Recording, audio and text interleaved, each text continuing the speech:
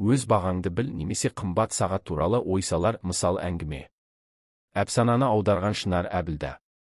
Әкесі өлер алдында ұлын шақырып, бақұлдасыпты. Уақытым таяп қалды, саған бабаларыңнан мирас боп келе жатқан сағатты мұраға қалдырмақпын. Бұл сағат 200 жылдан бері атадан балаға аманат боп келе жатқан құнды дүние. Бірақ соны саған аманаттар алдында бір өтінішім бар. Сен осы сағатты алып көзіңе бірінші боп түскен сағат дүкеніне апарып, құнын сұрап кел, тек сатпа депті. Ұлы әкесінің сөзін жерге тастамай, сағаттың құнын сұрап келеді. Сағат жөндеуші, сағатың тым ескі, құны ары кетсе $5 деді деп келеді.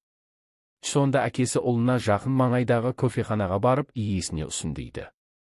Ұлы әкенің тілін алып барады. Кофеханашы $5 артық бермеймін деді дейді ұлы. Ендеше мұражайға барып көр. Баласы әкесінің бұл сөзінде орындап, мұражайға барып келеді. Келе сала әкесіне, мұражай басшысы, мынау тот басқан темірге $1,000,000 берем деді деп таңғалады. Сонда әкесі, лайық орынға барсаң, саған лайық баға береді. Лайықсыз жерге барып, мені лайықты бағаламады деп ешкімге ренжіме.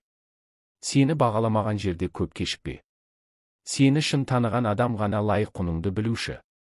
Осы айтқанымды ұмытпа дейді. Әркім өз құнын өзі білуге тиіс.